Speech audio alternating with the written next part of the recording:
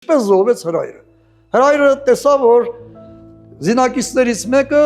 նշանավոր հայդուկ Սեպու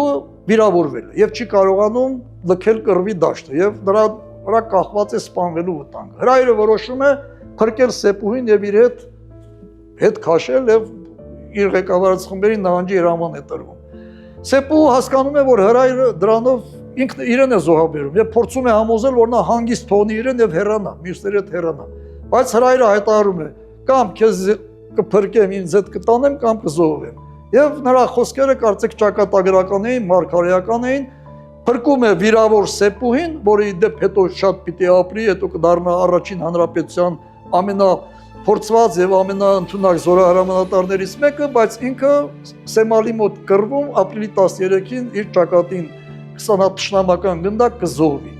Ընկերները նրան կտանեն կթաղեն Գելեգուզանի հայոց եկեղեցու բակում, աղբյուր Սերոփի գերեզմանի կողքին, որտեղ հետո կթաղվի նաև հայդուկային պայքարի մեկ այլ նշանավոր գործիչ Սպաղանցի Մակարը։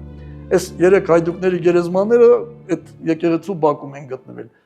Նախագծի գլխավոր գործընկերն է Converse բանկը, ֆինանսական աշխարհի ձեր հուսալի գործընկերը։